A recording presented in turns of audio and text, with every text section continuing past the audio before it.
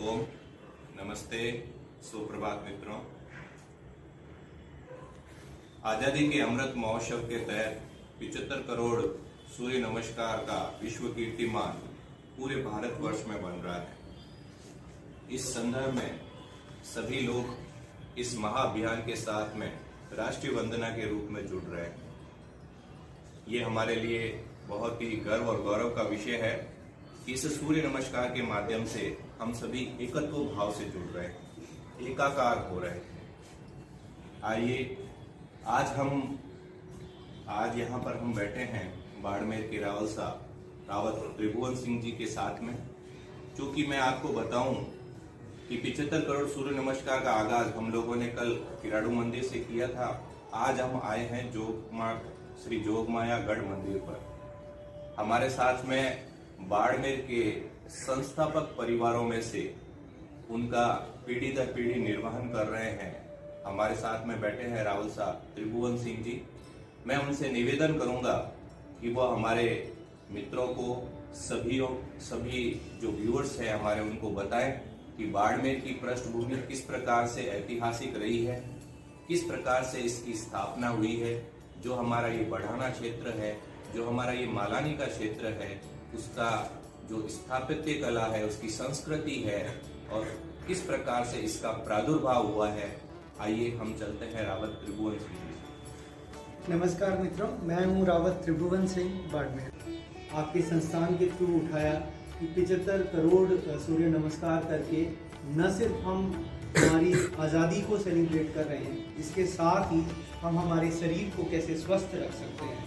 एक अलग तरीके से एक बहुत अच्छा एग्जाम्पल हम दे रहे हैं कि हमें स्वस्थ भी रहना है, इस आज़ादी को सेलिब्रेट भी करना है और आने वाले भारत के भविष्य को भी देखना है। आने वाली पीढ़ी को इस योग के बारे में भी बताना है।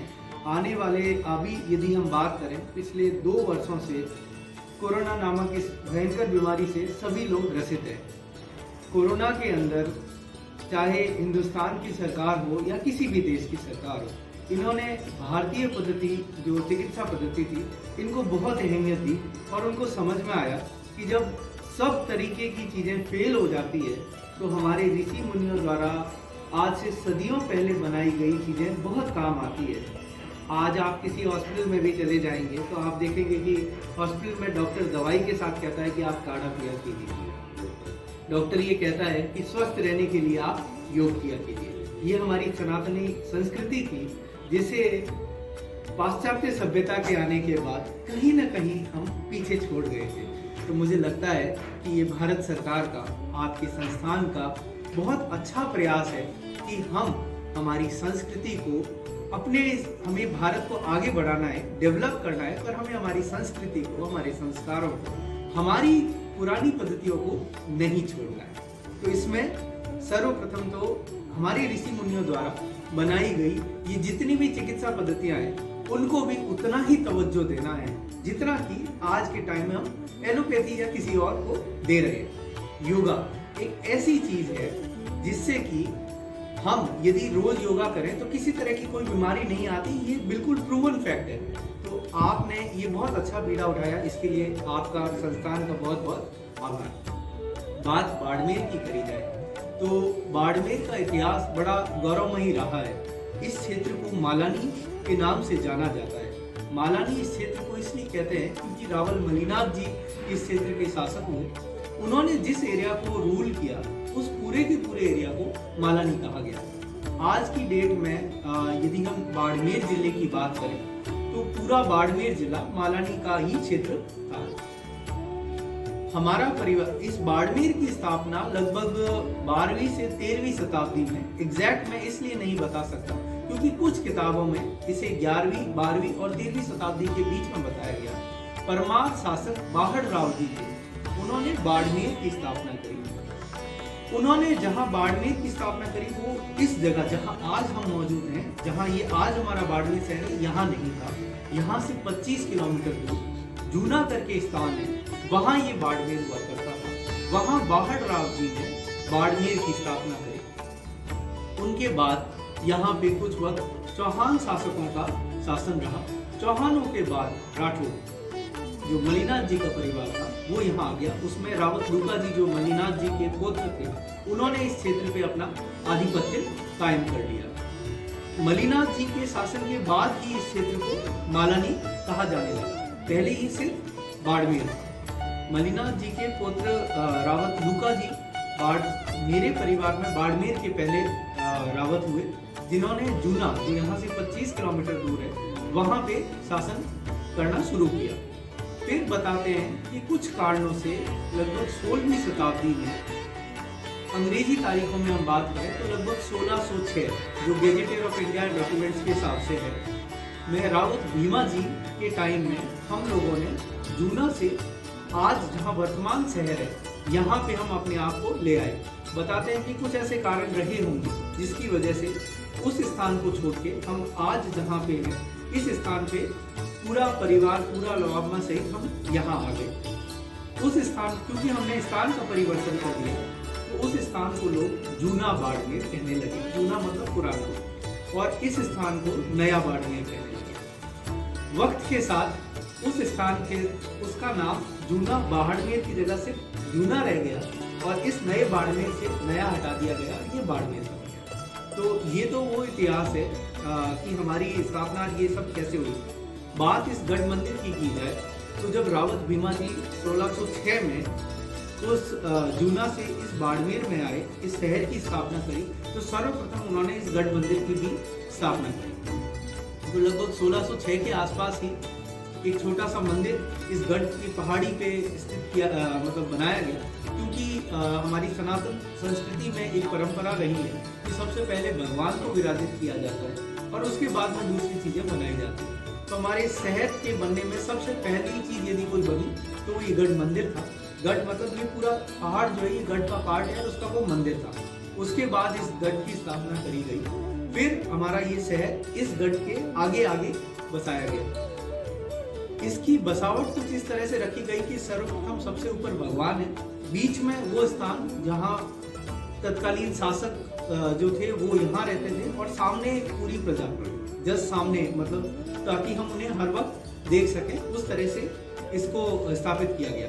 ज्यादातर जगहों पे आप यदि जाएंगे तो आप देखेंगे कि गढ़ या किले जो है वो पहाड़ की बिल्कुल चोटी पे बनाए जाते हैं, जबकि बाड़मेर में स्ट्रेटेजिकली यदि हम देखें तो उनकी कितनी अच्छी सोच रही होगी। इसका एग्जाम्पल मैं आपको 1971 वॉर में बताऊंगा कि उसकी उस स्थापत्य कला का हमें 71 वॉर में कैसे फायदा मिला। ये पहाड़ कुछ इस तरीके से बना हुआ है, यहाँ मंदिर है, यहाँ बाड़मेर का गढ़ बना हुआ है, यहाँ बाड़मेर का शहर है। तो 1971 में जब पाकिस्तान के कुछ फाइटर जेट्स हमारे यहाँ हिंदुस्तान के अंदर आ गए और एरियल अटैक्स में वो बाड़मेर तक पहुंच गए, तो बाड़मेर शहर को किसी तरह का कोई नुकसान नहीं हुआ। लोग ऐसा बताते हैं कि ये जगदम्बा की मेहरबानी थी। पाकिस्तान के सर प्लेन्स जब पीछे से आ रहे थे तो जब तक वो इस पहाड़ी के ऊपर तक नहीं आते, उन्हें ये पता नहीं लगता था कि यहाँ शायर बसा हुआ है। इस पहाड़ी के पीछे कुछ भी नहीं था, ऊपर सिर्फ एक मंदिर नजर आता था। तो वो यहाँ आने के बाद, मंदिर देखने के बाद यहाँ बॉम्ब ड्रॉप करते थे, तो वेलोसिटी की वजह से वो ड्रॉप जो है वो आगे ही होता था और हमारे शहर को कोई नुकसान नहीं हुआ।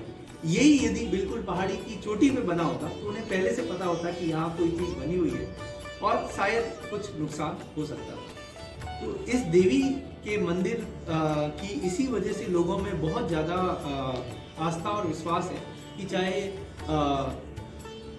भारत की आज़ादी से पहले का कोई वक्त रहा हो या आज़ादी के बाद में पाकिस्तान के साथ हुई कुछ लड़ाइयाँ हो, हमारे शहर को कभी किसी तरह का कोई नुकसान नहीं हुआ। आज़ादी से पहले यदि हम देखें तो ये पूरा शहर सामने बसा हुआ है, पीछे की तरफ कुछ भी नहीं था, बिल्कुल बैरन लैंड था।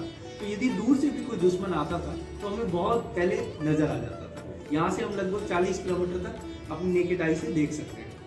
आज़ादी के बाद में जब ये टेक्नोलॉजी बदल गई और पाकिस्तान से प्लेन तक यहाँ जब आए, तब भी वो हमें देख नहीं पाए, क्योंकि जगदम्बा की मेहरबानी से इनके मंदिर ने, इस पहाड़ी ने बाड़मेर शहर को ढक लिया और कभी भी आगे यहाँ लोग रहते हैं ये उनको कभी दिखाई नहीं दिया।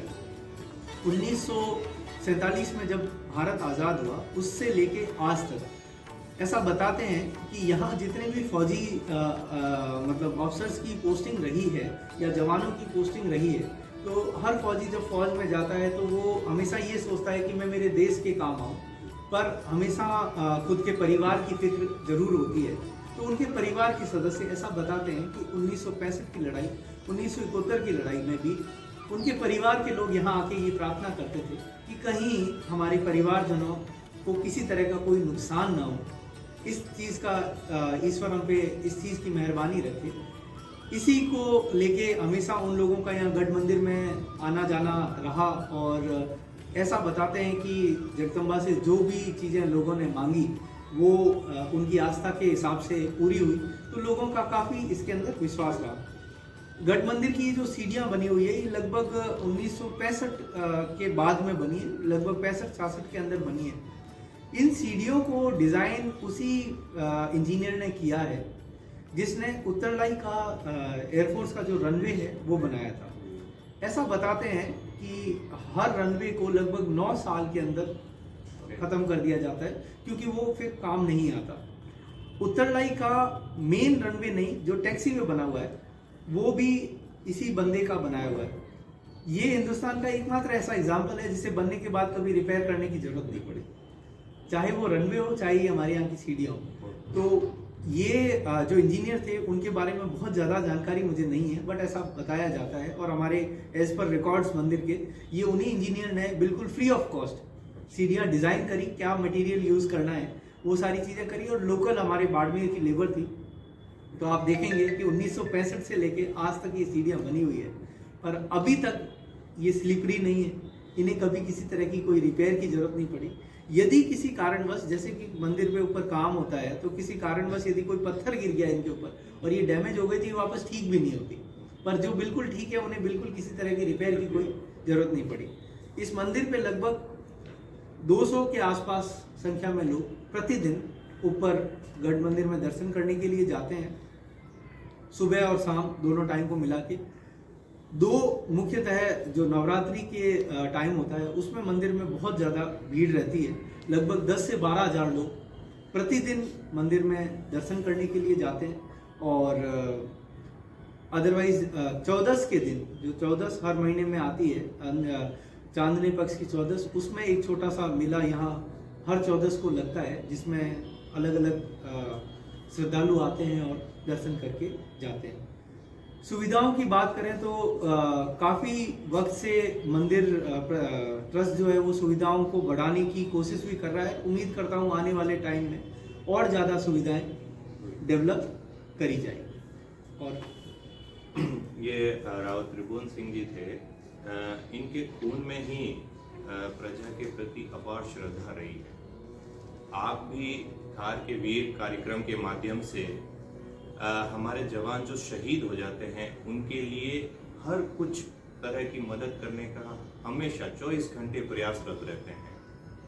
चाहे शहीद परिवार को आर्थिक रूप से संबल देने की बात हो, चाहे शहीद परिवारों के लिए कोई प्रशासनिक स्तर पर कार्य करने की बात हो, चाहे शहीद परिवारों को सम्मान देने की बात हो, आप हमेशा अग्रणी भूमिका में निभाते हैं, अपनी भूमिका निभाते हैं। तो थार के वीर कार्यक्रम में भी आपकी बहुत बड़ी महत्वपूर्ण भूमिका रहती है। मैं थोड़ा सा आपके बारे में ये भी जानना चाहता हूँ कि जैसे हमारे इस मालानी के क्षेत्र के अंदर जो वीर शहीद हुए हैं तो उनके बारे में आप लोग क्या कर रहे हैं और किस प्रकार से उनको संबल दे रहे हैं? देखिए, जिस आदमी ने अपना शरीर इस देश के लिए न्यौछावर कर दिया, उनके लिए हम कुछ भी करें मुझे लगता है वो हमेशा कम ही है। आज एक इंसान अपनी ज़िंदगी, अपनी जान दे देता है, इससे ज़्यादा वो दुनिया में क्या कर सकता है। आप और मैं कोई भी काम करें, पर मुझे लगता है हम उससे तो कम ही कर रहे हैं क्योंकि हम जीवित हैं। वो जब आदमी जीवित ही नहीं है तो उससे ज़्यादा तो हम कुछ कर ही नहीं सकते। हमारा एक छोटा सा प्रयास ये था कि हिंदुस्तान के ऐसे वीर, स्पेशली हमारे इस मालानी के ऐसे वीर जिन्होंने अपनी जान देके, अपनी शहादत देके हम लोगों के लिए, हमारे इस क्षेत्र को बचाने के लिए अपनी शहादत दे दी, तो ऐसे वीरों को वो सम्मान मिलना चाहिए, वो मान मिलना चाहिए जिनके वो हकदार हैं। तो छोटी सी कोशिश हमने थार के वीर नाम से एक प्रोग्राम यहाँ बाड़मेर में शुरू किया। उस प्रोग्राम में हमने 2 बार अभी तक हम वो प्रोग्राम कर पाए हैं। पहली बार हमने सूबेदार मेजर योगेंद्र यादव साहब को आमंत्रित किया जिन्हें परमवीर चक्र से सम्मानित किया गया। दूसरी बार सूबेदार संजय कुमार साहब को हमने यहाँ आमंत्रित किया, जिन्हें भी परमवीर चक्र से सम्मानित किया गया।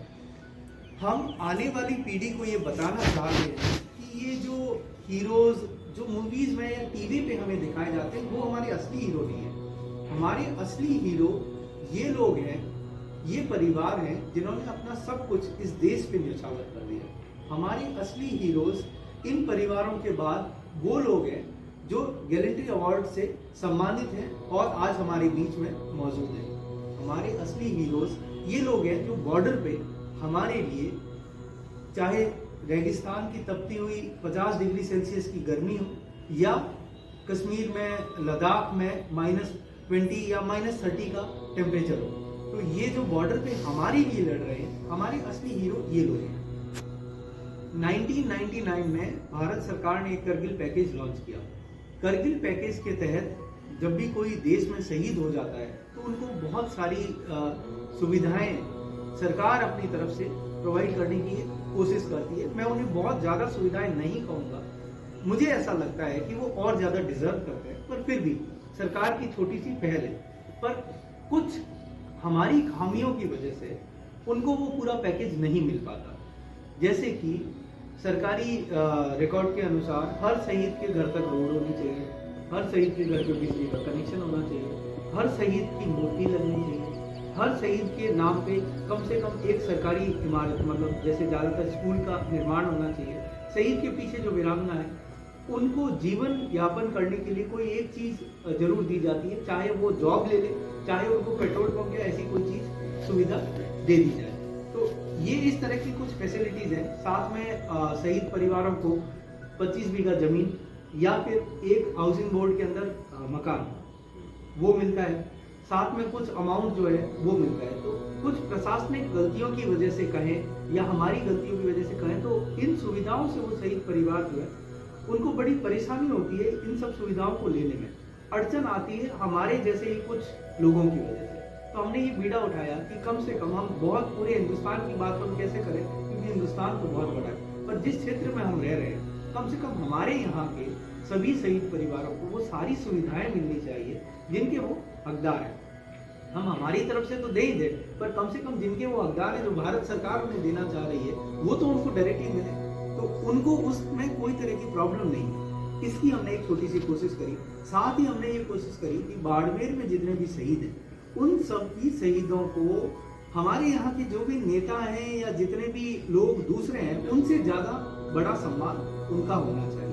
आज यदि शहीद परिवार का कोई आदमी किसी जगह जाता है तो उन्हें सबसे पहले चेयर हमें ऑफर करनी चाहिए, क्योंकि उन्होंने तो अपना बेटा खोया है, किसी ने अपना भाई खोया है, किसी ने अपना पति खोया है। तो सबसे पहला यदि हक किसी भी चीज़ पे किसी का है तो वो इन शहीद परिवारों का है। ऐसी मेरी सोच है। मैं ये चाहता हूँ, हमारा ये ग्रुप जो है ये चाहता है कि सभी में सोच इसी तरह की हो जाए, ताकि आने वाले वक्त में यदि कोई भी माँ अपने बेटे को फौज में भेजने से पहले डरे नहीं।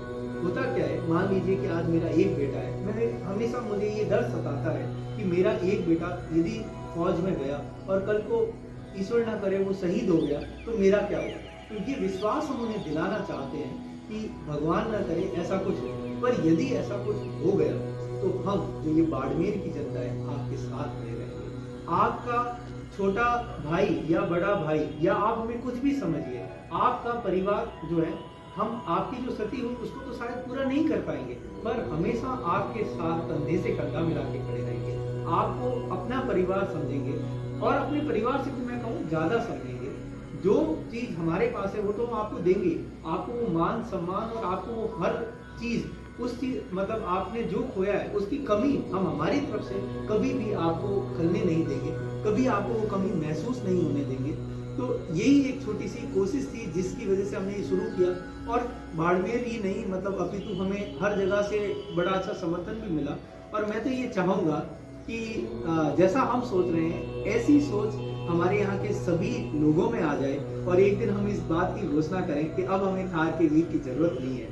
अब सबकी सोच ऐसी हो गई है, सभी शहीदों को, शहीद परिवारों को सबसे ज़्यादा सम्मान देते हैं, उन्हीं का सबसे ज़्यादा मान करते हैं, और शहीद परिवारों के प्रति हम सबसे ज़्यादा अपनी अच्छी भावनाएं रखते हैं। तो मुझे बड़ी खुशी होगी यदि मेरे जीवन में मैं किसी दिन इस बात की घोषणा कर पाऊँ कि अब धार के वीर नहीं होगा, क्योंकि सबकी सोच एक जैसी हो गई है।